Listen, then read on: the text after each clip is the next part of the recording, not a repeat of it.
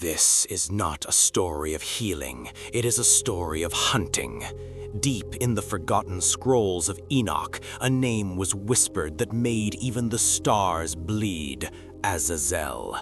He was the one who gave humanity the sword, and in return, God sent his most precise executioner to take it back. While Michael led armies and Gabriel carried messages, Raphael worked in the silence of the abyss. He was the shadow among shadows, tasked with a mission so violent the church hid it for millennia. No mercy, no prayers, just a jagged pit and an eternal chain. Raphael didn't come to save Azazel, he came to bury him. The hunt starts now. The atmosphere of the second heaven was heavy with the scent of ozone and burning gold. The Watchers had fallen.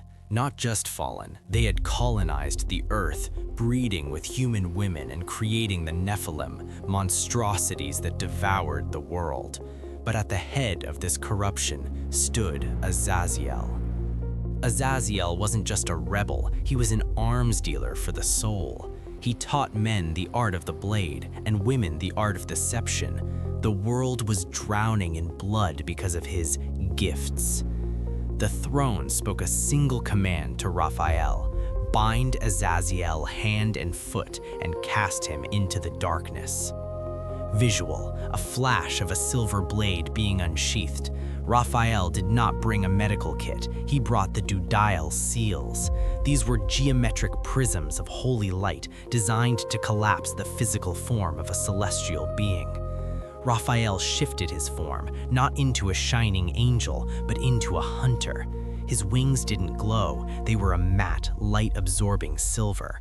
He became a void in the sky, a predator moving through the dimensions with a singular focus: Azazel. Raphael breached the atmospheric layer of the Earth at Mach 20. He didn't land, he impacted. The vibration of his arrival sent a shockwave through the camp of the Watchers on Mount Hermon. He wasn't there to talk. He moved through the camp like a blade through silk.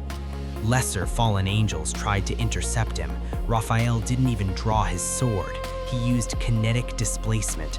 With the flick of his wrist, the air pressure around the demons skyrocketed, imploding their physical vessels instantly. He was a surgical strike in the form of an archangel.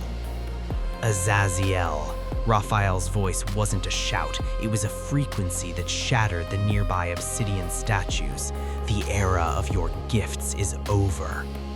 Azazel emerged from a tent made of human skin and gold. He looked different than the legends. He was a titan of corrupted light, his armor stained with the blood of 1,000 sacrifices.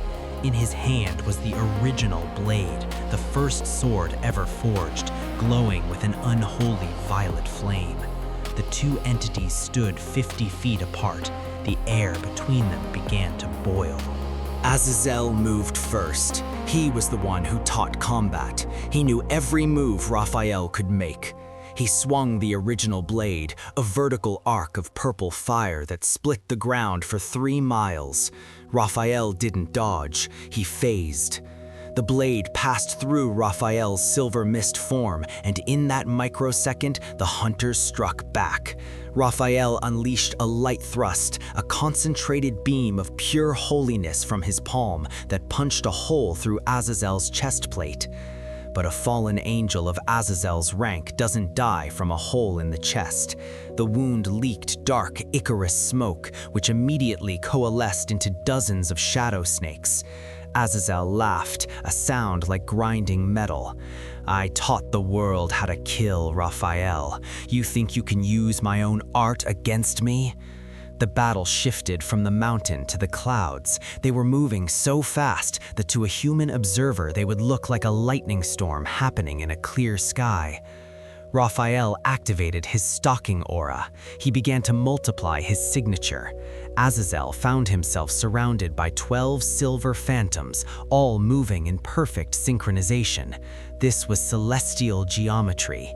Every time Azazel swung his blade, a phantom would parry with a shield of solidified light. Raphael was draining Azazel's stamina. He was bleeding the demon's energy. But Azazel had a trump card. He tapped into the bloodline of the Nephilim on Earth. He drew the collective violence of every murder happening on the planet at that moment and forged it into a massive, jagged whip of obsidian. The whip caught Raphael's primary wing. The silver feathers burned. For the first time, the hunter felt pain. Raphael plummeted toward the desert of Dudael, a streak of silver fire. Azazel followed, a shadow of death descending to finish the job. They hit the desert floor with such force that the sand turned to glass for 100 yards. This was the trap. Raphael had led him exactly where the great binding was prepared. The silence that followed the impact was more violent than the crash itself. In the center of the Dudael desert, the sand had not just moved, it had been transmuted. A crater 3 miles wide glowed with the sickly white-hot light of liquefied glass. Raphael stood at the epicenter, his silver armor now coated in a fine layer of crystalline dust, his wings held wide to dissipate the kinetic energy of a fall that should have leveled a mountain range. He did not look for his opponent with his eyes, he felt the displacement of reality. Azazel was no longer a winged beauty of the upper realms. He had become something chthonic, a creature of the deep earth and ancient shadows. From the jagged edges of the glass crater, the fallen king of the Watchers began to rise, his form stitched together by dark smoke in the molten iron he was pulling directly from the tectonic plates beneath them. Azazel did not scream a battle cry. He exhaled a curse that turned the surrounding oxygen into poison. He lunged, moving with a staggering, heavy speed that defied his massive size. He swung a fist made of compressed obsidian and demonic fire, a strike aimed not at Raphael's body, but at his very essence. Raphael met the blow with a parry of his primary wing, the silver feathers grinding against the black stone with a sound that shattered every glass surface for 10 miles. The shockwave sent a pulse of white light through the desert, stripping the top layer of sand and revealing the ancient jagged bedrock below. Raphael didn't counterattack immediately. He was measuring the frequency of the demon's corruption. He stepped into the void of Azazel's reach and delivered a surgical strike to the fallen angel's throat, a blow delivered with the force of a hydraulic press. Azazel staggered, his dark ichor spraying onto the glowing glass, but he used the momentum to dive. He hammered his hands into the earth, and the desert responded. The bedrock beneath Raphael began to liquefy, churning into a whirlpool of jagged stone and shadow. Raphael ascended, his wings beating with a rhythm that created localized hurricanes, but Azazel was already in the air, his ragged, smoke-filled wings blocking out the sun. The battle shifted into the sky, a chaotic dance of silver and shadow. Azazel began to manifest the weapons he had once taught men to forge. 1,000 spectral blades, forged from the collective malice of human history, appeared in the air around him. With a flick of his wrist, he sent them raining down on Raphael. Each blade was a concentrated needle of sin designed to pierce celestial armor. Raphael didn't hide behind a shield. He activated the aura of the Absolute. He began to spin in mid-air, his wings becoming a blur of silver light that acted as a centrifugal force field. The spectral blades didn't just bounce off, they were vaporized on contact, turned back into raw, unaligned energy. But Azazel was closing the distance. He tackled Raphael, his claws digging into the Raphaeli's silver breastplate, and the two began a terminal velocity descent back toward the heart of the Dudael abyss. They hit the ground not as bodies, but as a meteor. In the dark beneath the desert surface, the struggle became visceral. Raphael gripped Azazel by the horns of his corrupted crown and slammed his head into the obsidian veins of the deep earth. Every impact sent a shiver through the planet's crust. Azazel fought with the desperation of the damned, his hands glowing with a violet fire as he tried to burn through Raphael's throat. The Archangel ignored the heat, his eyes glowing with a cold blue light that saw through the illusions of the demon. He channeled his authority into his fist and delivered a series of rapid-fire strikes to Azazel's core, each punch releasing a burst of holy radiation that began to break down the molecular stability of the demon's physical vessel. The siege of Dudael wasn't just a fight, it was an exorcism by force. Raphael was tearing the Watchership out of Azazel's soul, preparing him for the final binding that was to come. The crater was now a cathedral of violence, the air thick with the smell of scorched ozone and the metallic tang of celestial blood. Azazel lay pinned under the weight of Raphael's knee, his dark wings broken and dragging in the cooling glass. But a king of the Watchers cannot be held by mere physical strength. Raphael reached into the air above him and began to pull. He wasn't reaching for a weapon, he was reaching for the law. From the thin air, he manifested the first of the nails of decree. It was a spike of solidified light, 3 feet long, vibrating with a frequency that sounded like 1,000 voices chanting in unison. This was the nail of truth, and its purpose was to anchor a celestial entity to the physical realm so it could never again shift into the shadows. Raphael took Azazel's right hand. The demon struggled, his eyes leaking a black, oily smoke as he tried to curse the Archangel's lineage. Raphael ignored the filth. He placed the point of the nail against the center of Azazel's palm and struck it with his own palm. The sound of the nail entering the obsidian bedrock was a thunderclap that echoed across the spiritual dimensions. Azazel's scream was not just of pain, but of the realization that his freedom was being permanently erased. The nail didn't just pierce the flesh, it wove itself into the demon's very identity.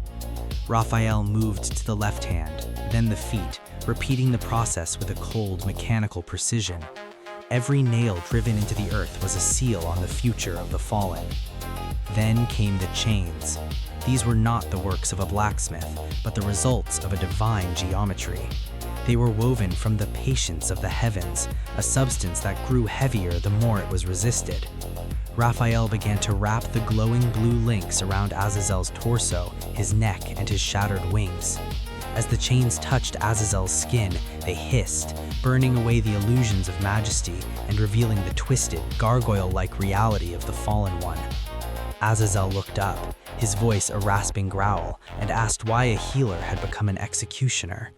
Raphael leaned close, his silver helmet reflecting the dying embers of the desert. He told him that some wounds cannot be healed, they can only be excised. The final part of the binding was the integration with the earth. Raphael commanded the stones of the abyss to rise. The jagged rocks of Dudal, as described in the ancient scrolls, began to fold over Azazel. They didn't just cover him, they stitched into him. Raphael was using the very geology of the planet to create a permanent cage. He moved with the grace of an artist and the ruthlessness of a prison architect, ensuring that every angle of the stone was designed to inflict a specific weight upon the demon's spirit. The obsidian slabs were etched with seals that would react to any attempt at escape, turning the demon's own power into a crushing pressure that would keep him anchored in the dark. By the time the sun began to set over the horizon, Azazel was no longer visible. He was a part of the desert, a living soul encased in a mountain of jagged obsidian and holy light. He was bound hand and foot, exactly as the decree had ordered. The chains were locked, the nails were deep, and the stones were set. Raphael stood over the mound, his hands trembling slightly from the sheer energy it took to hold the law in place.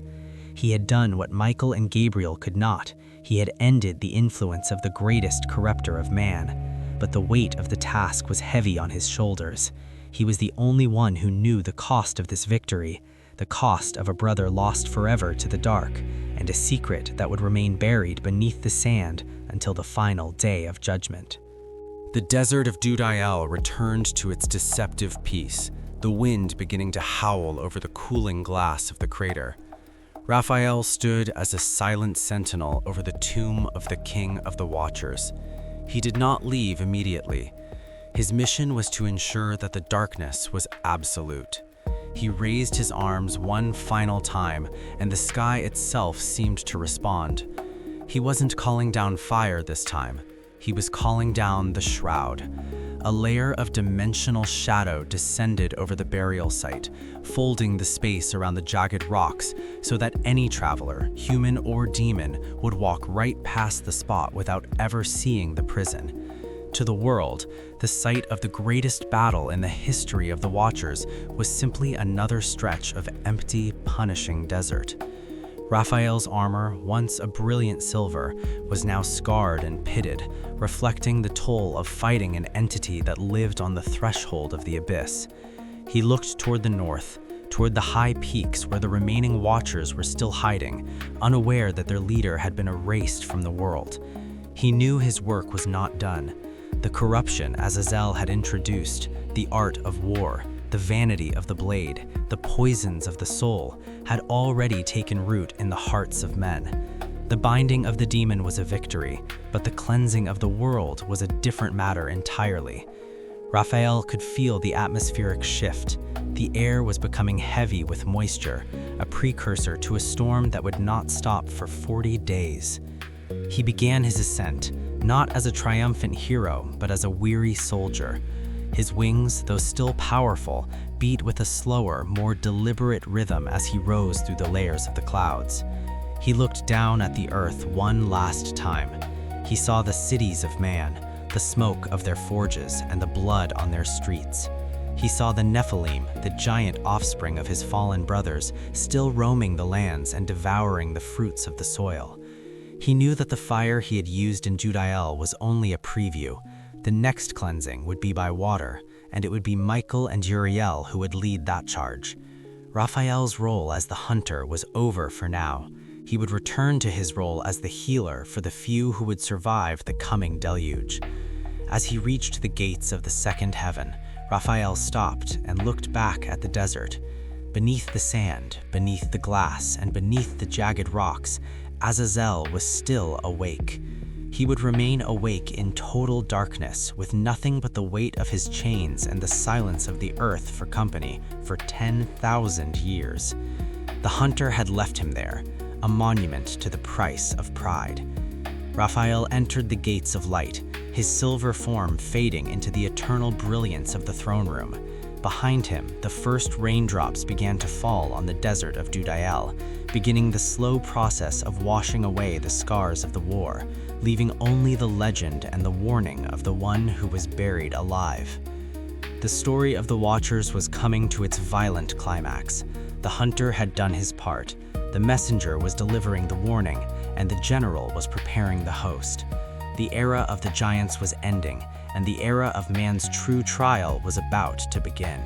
In the dark of the abyss, the king of the demons waited, his eyes the only light in a prison that would hold until the stars themselves grew cold. The hunt was over, but the vigil was eternal.